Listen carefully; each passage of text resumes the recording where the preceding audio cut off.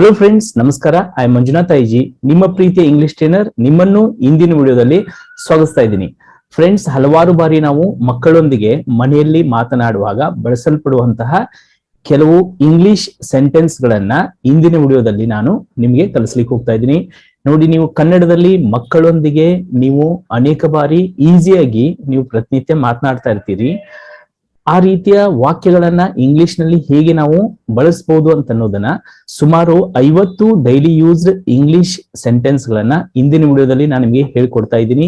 ಈ ವಾಕ್ಯಗಳನ್ನ ಕಲಿತು ನೀವು ನಿಮ್ಮ ದಿನನಿತ್ಯದ ಸಂಭಾಷಣೆಯಲ್ಲಿ ಬಳಸಿಕೊಂಡಿದ್ದೇ ಆದ್ರೆ ನಿಮ್ಮ ಮಕ್ಕಳೊಂದಿಗೆ ಸುಲಭವಾಗಿ ನೀವು ಇಂಗ್ಲಿಷ್ ನಲ್ಲಿ ಮಾತನಾಡಲಿಕ್ಕೆ ಪ್ರಾರಂಭಿಸಬಹುದು. ವೆಲ್ ಫ್ರೆಂಡ್ಸ್, ವೆರಿ ಇಂಟ್ರೆಸ್ಟಿಂಗ್ ಆಗಿರುವಂತಹ ಇಂದಿನ ಈ ಡೈಲಿ ಯೂಸ್ಡ್ 50 ಇಂಗ್ಲಿಷ್ ಸೆಂಟೆನ್ಸ್ ಗಳನ್ನ ಕಲಿಯೋಕ್ಕಿಂತ ಮುಂಚೆ ನೀವೇನಾದ್ರೂ ನನ್ನ ಯೂಟ್ಯೂಬ್ ಚಾನಲ್ಗೆ ಹೊಸಬರಾಗಿದ್ರೆ ನಾನು ನಿಮಗೆ ರೆಕಮೆಂಡ್ ಮಾಡ್ತೀನಿ, ಕನ್ನಡದ ಮೂಲಕ ಸುಲಭವಾಗಿ ಇಂಗ್ಲಿಷ್ ನ ಕಲಿಯಲು ಈ ಚಾನಲ್ ಅನ್ನ ಈ ಕೂಡಲೇ ಸಬ್ಸ್ಕ್ರೈಬ್ ಮಾಡಿ ಇಟ್ಕೊಳ್ಳಿ ಮತ್ತು ಪಕ್ಕದಲ್ಲಿರುವಂತಹ ಬೆಲ್ ನೋಟಿಫಿಕೇಶನ್ ಆನ್ ಮಾಡಿ ಇಟ್ಕೊಳ್ಳಿ ಮತ್ತು ಈ ವಿಡಿಯೋಗೆ ಈಗಲೇ ಒಂದು ಲೈಕ್ ಕೊಡಿ. Well friends, so then let's begin today's lesson. Well friends, ಈಗ ಮಕ್ಕಳೊಂದಿಗೆ ನಾವು ಮಾತನಾಡುವಾಗ ಮಕ್ಕಳು ಮಲಗಿರ್ತಾರೆ, ಬೆಳಗ್ಗೆ ಬೇಗ ಎದ್ದೇಳು ಅಂತಂದು ಹೇಳ್ಬೇಕಾದ್ರೆ ಅದನ್ನ ಇಂಗ್ಲಿಷ್ ನಲ್ಲಿ ಹೇಗೆ ಹೇಳ್ಬೇಕು? Get up early in the morning. Get up early in the morning. ರಾತ್ರಿ ಬೇಗ ಮಲಗು ಅಂತಂದು ಹೇಳಲಿಕ್ಕೆ sleep early in the night. Sleep early in the night. Next, ಮಕ್ಕಳಿಗೆ ಚೆನ್ನಾಗಿ ಹಲ್ ತಿಕ್ಕು ಅಂತಂದು ಹೇಳ್ಬೇಕಾದಾಗ brush your teeth properly. Brush your teeth properly. ಅದೇ ರೀತಿ ಏನಾದ್ರೂ ತಿನ್ನುವ ಮೊದಲು ಕೈಗಳನ್ನು ತೊಳೆದುಕೋ. ನೀವು ಮಕ್ಕಳಿಗೆ ಹೇಳ್ತಾ ಇರ್ತೀರಲ್ವಾ, ಏನಾದ್ರೂ ತಿನ್ನುವ ಮೊದಲು ಕೈಗಳನ್ನ ತೊಳೆದುಕೋ ಅಂತಂದು ಹೇಳಿಕೆ wash your hands before eating anything. Wash your hands before eating anything. Next, ನಿಮ್ಮ ತಂದೆ ತಾಯಿಗಳ ಮಾತನ್ನು ಕೇಳು ಅಂತಂದು ಹೇಳಿಕೆ ಒಬೇ ಯುವರ್ ಪೇರೆಂಟ್ಸ್. ಅರ್ಥ ಆಯ್ತಲ್ವಾ? ವಂಡರ್ಫುಲ್. ಇನ್ನು ನೆಕ್ಸ್ಟ್ ವಾಕ್ಯ, ದೊಡ್ಡವರಿಗೆ ಗೌರವ ಕೊಡು.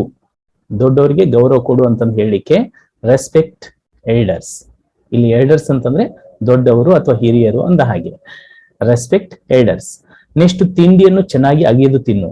ಮಕ್ಕಳು ತಿಂಡಿಯನ್ನ ತಿಂತಾ ಇರ್ಬೇಕಾದ್ರೆ ಅವರು ಚೆನ್ನಾಗಿ ಅಗಿದು ತಿಂತಾ ಇರಲ್ಲ. ಅವಾಗ ತಿಂಡಿಯನ್ನು ಚೆನ್ನಾಗಿ ಅಗಿದು ತಿನ್ನು ಅಂತಂದು ಹೇಳಿಕೆ ಚೀವ್ ಫುಡ್ ಪ್ರಾಪರ್ಲಿ ಅಂತಂದು ಹೇಳ್ಬೇಕು. ಓಕೆ. ನೆಕ್ಸ್ಟ್, ಪ್ರತಿದಿನ ವಾಕಿಂಗಿಗೆ ಹೋಗು. ಮಕ್ಕಳಿಗೆ ಡೈಲಿ ವಾಕಿಂಗ್ ಹೋಗು ಅಂತಂದು ಹೇಳಿಕೆ ಗೋ ಫಾರ್ ವಾಕಿಂಗ್ ಡೈಲಿ, ಈ ರೀತಿಯಾಗಿ ಹೇಳ್ಬೇಕು. ನೆಕ್ಸ್ಟ್, ಪ್ರತಿದಿನ ಯೋಗ ಪ್ರಾಕ್ಟೀಸ್ ಮಾಡು ಅಂತಂದು ಹೇಳಿಕೆ practice yoga daily. Practice yoga daily. Next, ಧ್ಯಾನ ಮಾಡು ಅಂತಂದು ಹೇಳಿಕೆ do meditation. Do meditation. Wonderful. ಇನ್ನು ನೆಕ್ಸ್ಟ್ ವಾಕ್ಯ ನೋಡಿ, ದೇವರಿಗೆ ಪ್ರಾರ್ಥನೆಯನ್ನ ಮಾಡು ಅಂತಂದು ಹೇಳಿಕೆ pray god. Pray god. Next, ಪೂಜೆ ಮಾಡು ಅಂತಂದು ಹೇಳಿಕೆ perform puja. Perform puja. Next, ದೇವಸ್ಥಾನಕ್ಕೆ ಹೋಗು ಅಂತಂದು ಹೇಳಿಕೆ go to temple. Go to temple. ಸತ್ಯವನ್ನು ಮಾತನಾಡು ಅಂತಂದು ಹೇಳಿಕೆ ಸ್ಪೀಕ್ ಟ್ರೂತ್. ಯಾವಾಗಲೂ ಸತ್ಯವನ್ನು ಮಾತನಾಡು ಅಂತ ಹೇಳಿಕೆ ಆಲ್ವೇಸ್ ಸ್ಪೀಕ್ ಟ್ರೂತ್. ನೆಕ್ಸ್ಟ್, ಸ್ನಾನ ಮಾಡು ಅಂತಂದು ಹೇಳಿಕೆ ಟೇಕ್ ಬಾತ್. ಟೇಕ್ ಬಾತ್. ಇದನ್ನ ಹ್ಯಾವ್ ಬಾತ್ ಅಂತಂದು ಸಹ ಹೇಳಾಗುತ್ತೆ. ಇನ್ನು ನೆಕ್ಸ್ಟ್ ವಾಕ್ಯ, ನಾಷ್ಟ ಮಾಡು ಅಥವಾ ತಿಂಡಿಯನ್ನ ತಿನ್ನು ಅಂತಂದು ಹೇಳಿಕೆ have breakfast. Have breakfast. Next, ತಿಂಡಿ ತಿಂದಾದ್ಮೇಲೆ ರೆಡಿ ಆಗು ಅಂತಂದು ಹೇಳ್ತಾ ಇರ್ತೀರಲ್ವಾ, ಅದನ್ನ ಹೇಳಿಕೆ ಗೆಟ್ ರೆಡಿ.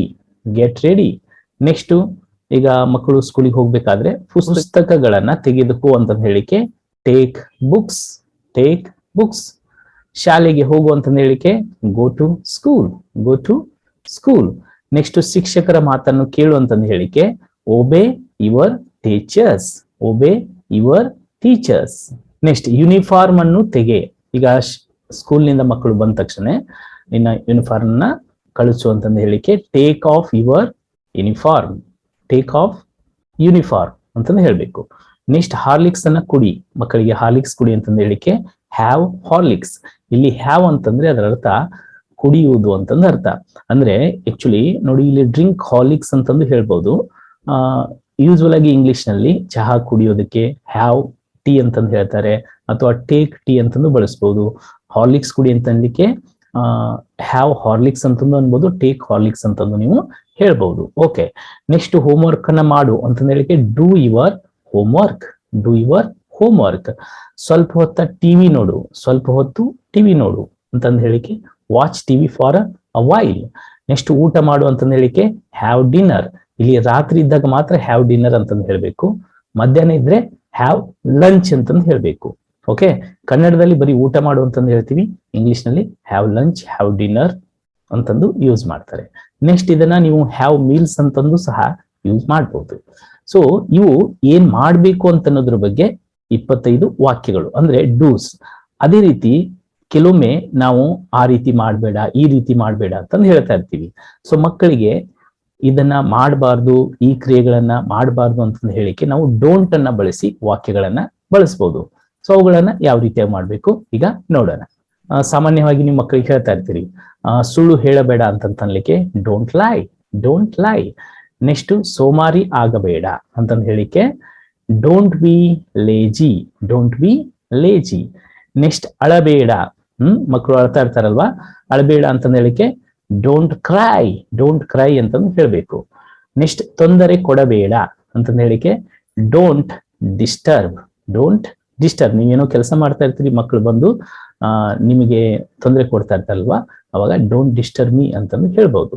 ನೆಕ್ಸ್ಟ್ ಕಿರುಚು ಬೇಡ, ಕಿರುಚು ಬೇಡ, ಕಿರುಚು ಬೇಡ ಅಂತಂದು ಹೇಳಿಕೆ ಡೋಂಟ್ ಶೌಟ್, ಡೋಂಟ್ ಶೌಟ್ ಅಂತಂದು ಹೇಳ್ಬಹುದು. ನೆಕ್ಸ್ಟ್ ತಂಪು ನೀರನ್ನ ಕುಡಿಯಬೇಡ. ಸೊ ಮಕ್ಕಳು ಫ್ರಿಜ್ ಅಲ್ಲಿ ಇರುವಂತಹ ನೀರನ್ನ ಕುಡಿತಾ ಇರ್ತಾರೆ, ತಂಪು ನೀರನ್ನ ಕುಡಿದ್ರೆ ಗಂಟ್ಲು ಕೆಡುತ್ತೆ ಅಂತಂದು ನೀವೇನಂತೀರಿ, ತಂಪು ನೀರನ್ನ ಕುಡಿಯಬೇಡ ಅಂತ ಹೇಳಿಕೆ don't drink cold water, don't drink cold water. Next ಬೇರೆಯವರೊಂದಿಗೆ ಹೊಡೆದಾಡಬೇಡ ಅಂತಂದು ಹೇಳ್ತಾ ಇರ್ತೀರಲ್ವಾ, so don't fight with others, don't fight with others. Next ice cream ಅನ್ನ ತಿನ್ನಬೇಡ ಅಂತಂದು ಹೇಳಿಕೆ ಡೋಂಟ್ ಈಟ್ ಐಸ್ ಕ್ರೀಮ್. ಅದೇ ರೀತಿ ಚಾಕ್ಲೇಟ್ ತಿನ್ನಬೇಡ, don't eat chocolate.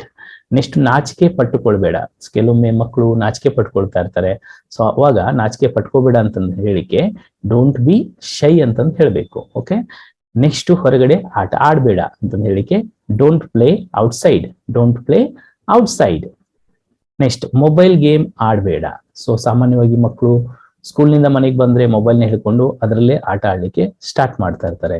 So mobile game ಆಡಬೇಡ ಅಂತಂದು ಹೇಳಿಕೆ ಡೋಂಟ್ ಪ್ಲೇ ಮೊಬೈಲ್ ಗೇಮ್ಸ್. ಅದನ್ನ ಮುಟ್ಬೇಡ.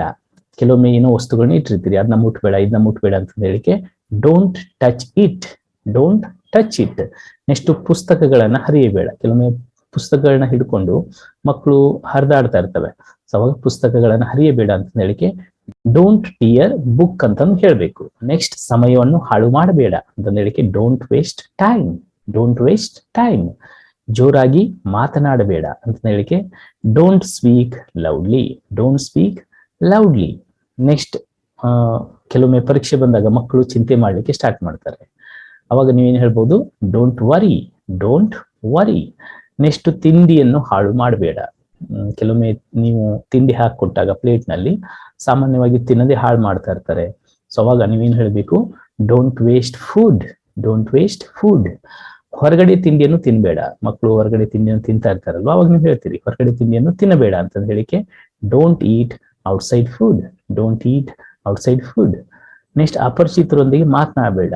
ಯಾರಾದ್ರೂ ಗೊತ್ತಿಲ್ಲದವರು ಮಾತನಾಡಿಸಿದಾಗ ಅವರೊಂದಿಗೆ ಮಾತನಾಡಬೇಡ ಅಂತ ಹೇಳಿಕೆ don't speak with strangers, don't speak with strangers. ಇಲ್ಲಿ ಸ್ಟ್ರೇಂಜರ್ಸ್ ಅಂತಂದ್ರೆ ಅಪರಿಚಿತರು. ನೆಕ್ಸ್ಟ್ ರಸ್ತೆಯನ್ನು ದಾಟಬೇಡ ಅಂತಂದು ಹೇಳಿಕೆ don't cross the road, don't cross the road. Okay, ಜಾಸ್ತಿ ಹಣ ಖರ್ಚು ಮಾಡಬೇಡ ಅಂತ ಹೇಳಿಕೆ don't spend more money, don't spend more money. ಗೋಡೆ ಮೇಲೆ ಬರೆಯಬೇಡ ಅಂತಂದು ಹೇಳಿಕೆ don't write on the wall. ಸಾಕಷ್ಟು ಬಾರಿ ಮಕ್ಕಳು ಈಗ ಪೆನ್ಸಿಲ್ ನಿಂದ ಅಥವಾ ಪೆನ್ ನಿಂದ ಗೋಡೆಗಳ ಮೇಲೆ ಬರೀತಾ ಇರ್ತಾರೆ, ಅವಾಗ ನೀವನ್ನ ಹೇಳ್ಬೋದು don't write on the wall. Next ಜಗಳ ಆಡಬೇಡ ಅಂತಂದು ಹೇಳಿಕೆ don't quarrel, don't quarrel. Next ವಾದ ಮಾಡಬೇಡ ಅಂತಂದು ಹೇಳಿಕೆ don't argue, don't argue. Next ಜಿಗಿಯಬೇಡ ಅಂತಂದು ಹೇಳಿಕೆ don't jump, don't jump. Okay, well friends, ಇವು ನಾವು ಮಕ್ಕಳೊಂದಿಗೆ ಮನೆಯಲ್ಲಿ ಮಾತನಾಡುವಾಗ ಬಳಸಲ್ಪಡುವಂತಹ 50 ಡೈಲಿ ಯೂಸ್ಡ್ ಇಂಗ್ಲಿಷ್ ಸೆಂಟೆನ್ಸಸ್. ಇವುಗಳಲ್ಲಿ 25 ನಾವು ಏನ್ ಮಾಡ್ಬೇಕು ಅಂತ ಅನ್ನೋದ್ರ ಬಗ್ಗೆ ಮಕ್ಕಳಿಗೆ ಇನ್ಸ್ಟ್ರಕ್ಷನ್ ಕೊಡ್ಬೇಕಾದ್ರೆ ಬಳಸಬಹುದಂತ ವಾಕ್ಯಗಳನ್ನು ಕಲಿಸಿದೀನಿ. ಅದೇ ರೀತಿ 25 ಏನ್ ಮಾಡಬಾರ್ದು ಅನ್ನೋದಕ್ಕೆ ಅಂದ್ರೆ ಡೋಂಟ್ ಅನ್ನ ಬಳಸಿ ಯಾವ ರೀತಿಯಾಗಿ ಮಾತನಾಡಬೇಕು ಅಂತನ್ನುವ ವಾಕ್ಯಗಳನ್ನ ಕಲಿಸಿದೀನಿ. ಇವುಗಳನ್ನ ಸರಿಯಾಗಿ ನೋಟ್ಸ್ ಮಾಡಿ ಇಟ್ಕೊಂಡು ಇವುಗಳನ್ನ ಪ್ರಾಕ್ಟೀಸ್ ಮಾಡಿ ನಿಮ್ಮ ಮಕ್ಕಳೊಂದಿಗೆ ನೀವು ಮಾತನಾಡುವಾಗ ಇವುಗಳನ್ನ ಬಳಸಿ ಅಂತ ನಾನು ಹೇಳ್ತಾ, ವೆಲ್ ಫ್ರೆಂಡ್ಸ್, ಹಾಗಾದ್ರೆ ಈ ಒಂದು ವಿಡಿಯೋ ನಿಮಗೆ ಹೇಗೆ ಅನಿಸ್ತು ಅಂತ ಅನ್ನೋದ್ರ ಬಗ್ಗೆ ಕೆಳಗಡೆ ಕಾಮೆಂಟ್ ಬಾಕ್ಸ್ ಅಲ್ಲಿ ನನಗೆ ಕಾಮೆಂಟ್ ಮಾಡಿ ತಿಳಿಸಿ. ಅಂಡ್ ಅದರೊಂದಿಗೆ ಈ ವಿಡಿಯೋ ನಿಮಗೆ ಇಷ್ಟ ಆಗಿದ್ರೆ ಈ ವಿಡಿಯೋಗೆ ಒಂದು ಲೈಕ್ ಕೊಟ್ಬಿಟ್ಟು ಇದನ್ನ ಯಾರಿಗೆ ಇಂಗ್ಲಿಷ್ ಬರಲ್ವೋ ಅವರೆಲ್ಲರಿಗೂ ಇದನ್ನ ಶೇರ್ ಮಾಡಿ ಅಂತಂದು ಹೇಳ್ತಾ, well friends, with this I am going to end today's video. ನಾವೆಲ್ಲರೂ ಪ್ರೀತಿಪೂರ್ವಕವಾಗಿ ಈ ವಿಡಿಯೋನ ಇಲ್ಲಿ ತನಕ ವಾಚ್ ಮಾಡಿದ್ದಕ್ಕೆ ಮತ್ತು ನನ್ನ ಚಾನಲ್ ಸಬ್ಸ್ಕ್ರೈಬ್ ಮಾಡ್ಕೊಂಡಿದ್ದಕ್ಕೆ ಮತ್ತು ಈ ವಿಡಿಯೋನ ಮೆಚ್ಚಿ ಇನ್ನೊಬ್ಬರಿಗೆ ಶೇರ್ ಮಾಡಿದ್ದಕ್ಕೆ ತಮಗೆಲ್ಲರಿಗೂ ಧನ್ಯವಾದಗಳು. Let's meet you in the next lesson. Until then, bye, see you. Thank you very much and God bless you all.